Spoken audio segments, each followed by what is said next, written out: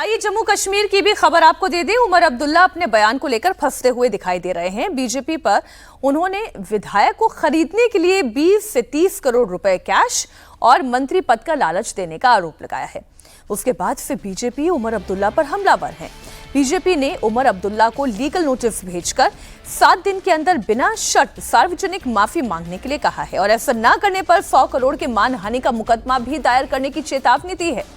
लेकिन उमर अब्दुल्ला बीजेपी के नोटिस को लव लेटर बता रहे हैं। उन्होंने तंज कसते हुए कहा है कि वो जम्मू कश्मीर के इकलौते ऐसे नेता हैं जिन्हें बीजेपी से ये सम्मान मिला है। I have received a letter from a lawyer, not a physical copy. I've received an electronic copy of the letter. One, I consider this a great honor, because I am the only politician in Jammu and Kashmir who has been bestowed with a love letter like this from the BJP. I consider it a mark of respect that I am obviously a political force that they cannot ignore. Omar Abdullah statehood को लेकर दिए एक और बयान को लेकर BJP के निशाने पर है। उमर अब्दुल्ला ने एक जनसभा में कहा, बीजेपी हमें बताए कि क्या स्टेटहुड के लिए अमेरिकी राष्ट्रपति ट्रंप के पास जाना पड़ेगा। इसके साथ ही उमर अब्दुल्ला ने सोशल मीडिया प्लेटफॉर्म एक्स पर एक फर्जी पोस्ट को शेयर किया।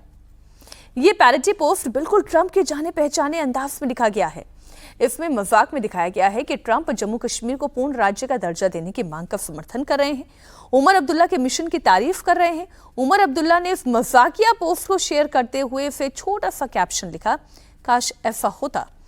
समझ सब रहे हैं उमर अब्दुल्ला सज्जन जी, और कर वही रहे हैं जो उनकी राजनीति के लिए ठीक है। नहीं देखिए, इसमें एक तो उनकी राजनीति के लिए ठीक है, लेकिन इस बात पे, स्टेटहुड की बात पे उनका ये तो मजाक है। वो हाँ, ये मजाक में कहा है, लेकिन उनकी मांग सही है, क्योंकि ये गृह मंत्री से लेकर प्रधानमंत्री खुद जाके वहां पे कह चुके हैं कि ये मोदी का वादा है कि आपको तो सरकार, केंद्र सरकार की तरफ से कहीं ना कहीं एक स्टेटहुड का सेंटीमेंट जब 370 खत्म हुआ, उसके बाद ही कहा गया कि जम्मू कश्मीर को पूर्ण राज्य का दर्जा मिलेगा। तो एक चीफ मिनिस्टर होने के नाते उनका ये अधिकार है कि भाई ये चीज जितनी जल्दी से जल्दी हो सके। हालांकि उन्होंने इसको तंज करते हुए जब ट्रंप को लाया तो ये मामला संवेदनशील है, क्योंकि भले ही आपने मजाक के लहजे में कहा, सोवरेनिटी के लिहाज से आपने कॉन्स्टिट्यूशन, संविधान की शपथ ली है, तो आप सटायर में भी कई बार आजकल सटायर और कॉमेडी में की गई बातें बड़ी कॉन्ट्रोवर्शियल हो जा रही है। तो निश्चित तौर पर उनका मंशा जो भी रहा हो, ये कहना कि क्या मैं ट्रंप से जाके मांगू, आप ये कह सकते थे कि भाई जल्दी हमें मिलना चाहिए, केंद्र सरकार को डिले नहीं करना चाहिए, कारण बताना चाहिए। तो ये बात थोड़ा सा संवेदनशील हो, ये सुलझे हुए व्यक्ति है। जहां तक पहले वाली बात रही कि हमारे विधायकों को किया जा रहा है, 100 करोड़ किया जा रहा है, तो वो सारे के सारे जितनी क्षेत्रीय पार्टी है वो सब बीजेपी पे आरोप लगा रही है। तो ये एक पैटर्न है। बीजेपी कर भी रही है क्या? आप लोगों के पास इंफॉर्मेशन है, मतलब इतनी बार ऐसी चीजें हो चुकी हैं कि वो जब कोई आरोप लगाता है तो तुरंत बीजेपी के पास, लेकिन अभी जम्मू कश्मीर में वो ताकत नहीं है। जम्मू छोड़ दीजिए, कश्मीर में तो नहीं है। नहीं है जम्मू, लेकिन अभी बीजेपी के पास 30 एमएलए हैं, 29 या 30 एमएलए पिछली बार बीजेपी के जीते थे, 30 ही जीते थे। उसके पहले 25 थे, अब 5 और बढ़ गए हैं, 30 एमएलए जीत गए हैं। तो अगर अपनी संख्या बढ़ाने की कोशिश बीजेपी करती है तो ये कोई ऐसी बात नहीं है। और एक ही देखिए, जम्मू कश्मीर में एक आरोप लगा कि 35 से 50 करोड़ रुपए का ऑफर दिया गया। इन्होंने कहा, स्पेसिफिकली नाम नहीं लिया, लेकिन जम्मू के एक विधायक को, जो जम्मू में इनके विधायक है। उधर आप देखिए, वहां टीवीके के नेता, विजय की पार्टी के एक नेता ने सेंथिल बालाजी का नाम लेकर के लगाया कि डीएमके की तरफ से हमारे विधायकों को 20 से 30 करोड़ रुपए का ऑफर दिया जा रहा है कि आप पार्टी छोड़ दीजिए। तो इसके पहले आप देखिए कितनी बार यहाँ अरविंद केजरीवाल ने, जब उनकी सरकार थी, तो हर 5वें 6ठे दिन वो इस तरह की प्रेस कॉन्फ्रेंस करते थे, मजा आता है कि फोन करके हमारे विधायकों को कहा गया कि पैसे लो और पार्टी छोड़ दो। हालांकि कुछ नहीं होता। बीजेपी के पास 8 एमएलए थे। केजरीवाल के आरोप बिल्कुल, हाँ, मतलब बीजेपी के पास 8 एमएलए थे। किसी को नहीं लग रहा था कि बीजेपी इतना तोड़ लेगी, 28 एमएलए तोड़ के सरकार बन ली, लेकिन वो कहते तो माइंड गेम कर रहे थे, वो पॉलिटिक्स उसी तरह की चीजें चलती हैं। लेकिन वो दूसरी तरफ से जो मानहानि का नोटिस गया है, उसका भी कोई मतलब नहीं है। नेता अब कौन प्रूव करेगा कि किसको ऑफर गया कि नहीं गया और इससे किसकी मानहानि हुई? ये भी सब चलता रहता है राजनीति में। आइए बिहार की खबर आपको दे दूं, जहां बांकीपुर विधानसभा उपचुनाव में नॉमिनेशन पूरा हो गया है। चुनाव लड़ने वालों की प्रॉपर्टी की डिटेल आ चुकी है। इसके मुताबिक जन स्वराज पार्टी के प्रत्याशी प्रशांत किशोर सबसे अमीर उम्मीदवार हैं। प्रशांत किशोर के पास कुल 198 करोड़ की फैमिली नेट वर्थ है। इसमें उनकी पत्नी डॉक्टर जानवी दास की संपत्ति भी शामिल है। प्रशांत किशोर के पास लगभग 96 करोड़ की संपत्ति है, जबकि उनकी पत्नी डॉक्टर जानवी के पास लगभग 101 करोड़ से 112 करोड़ के बीच की प्रॉपर्टी है। दिलचस्प बात तो यह है कि प्रशांत किशोर से ज्यादा अमीर उनकी पत्नी है। कईयों को चुनाव लड़वा चुके प्रशांत किशोर अब अपने जीवन का पहला चुनाव लड़ने जा रहे हैं। बांकीपुर उपचुनाव के लिए नॉमिनेशन भी उन्होंने फाइल कर दिया। बांकीपुर में उपचुनाव 30 जुलाई को होने जा रहा है। प्रशांत किशोर कितने मजबूत हैं, कितने कमजोर हैं, ये एनालिसिस तो अब आप करें अजीत जी, आप बताएं। और सवाल तो उनके पढ़े लिखे होने का भी है, वो कितने पढ़े लिखे हैं। वो भी अपना दाया किया ही है। वो एमए करने के बाद उन्होंने एक और कोर्स किया है, बाहर से लैंग्वेज का एक कोर्स किया है।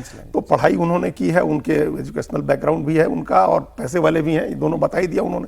और इतने बड़े आदमी, इतने इन्फ्लुएंशियल आदमी हैं, उसमें उन्होंने अपने हलफनामे में लिखा है कि नोएडा के एक बिल्डर ने उनका भी मकान नहीं दिया। ये जो एक मामला है कि वो उन्होंने लिखा है उसमें कि उनका कई 11 साल पहले या 12 साल पहले बुकिंग कराई और अभी तक नहीं मिला। तो ये भी आम आदमी की तरह सफर कर रहे हैं उस मामले में। तो 198 करोड़ की संपत्ति वाला व्यक्ति सफर कर रहा है, और इतना इन्फ्लुएंसर आदमी होकर के, इतना इन्फ्लुएंसर आदमी, सब जीतेंगे या हारेंगे कि उनके फोन पर कई राज्यों के मुख्यमंत्री हैं और प्रधानमंत्री भी हैं। हाँ। तो इसके बावजूद खैर वो आम आदमी की पीड़ा उसमें क्या होती है वो समझ सकते हैं हम लोग। बांकीपुर का जो चुनाव है वो हम लोग अभी चुनाव तक ये चर्चा चलती रहेगी। वो सामाजिक समीकरण अभी भी भारतीय जनता पार्टी के पक्ष में है, numerical strength Bharatiya Janata party के पक्ष में है, जो मैनेजमेंट की ताकत है वो भारतीय जनता पार्टी के पक्ष में है। मतलब उसमें कोई हम लोग ये नहीं लगा सकते हैं कि बीजेपी। आप ये कह रहे हैं नंबर 1 बीजेपी, नंबर 2 पीके, कैंडिडेट नंबर 1 पीके, ठीक है। कैंडिडेट नंबर 1 योग्यता के आधार पर होगा, अपने एजेंडे के आधार पर होगा, अपनी राजनीति जो करते हैं उसके आधार पर कैंडिडेट नंबर 1 वो हैं। लेकिन एज अ पार्टी जो वहां अभी न्यूमेरिकल स्ट्रेंथ में, सोशल इक्वेशन में बीजेपी बड़ी पार्टी है, आरजेडी तीसरे नंबर पर चली गई है। तो प्रशांत किशोर एक लड़ाई जीत चुके हैं। अपोजिशन आज वो है, मुख्य विपक्ष बीजेपी का प्रशांत किशोर है। लंबे समय में ये राजनीति पर असर डालने वाली बात है, और चुनाव में भी वो अच्छा लड़ेंगे। पहले की तरह एक तरफा चुनाव नहीं होगा बीजेपी का। एक और खबर, भारत ने यूएनएससी के अस्थायी सदस्य के तौर पर 2028-29 के कार्यकाल के लिए अपनी दावेदारी पेश कर दी है। संयुक्त राष्ट्र मुख्यालय में आयोजित प्रोग्राम में अलग अलग देशों के राजदूतों, राजनयिकों, यूनाइटेड नेशन के सीनियर अधिकारियों की मौजूदगी में विदेश मंत्री एस जयशंकर ने यूएनएससी के लिए भारत के कैंपेन की शुरुआत की।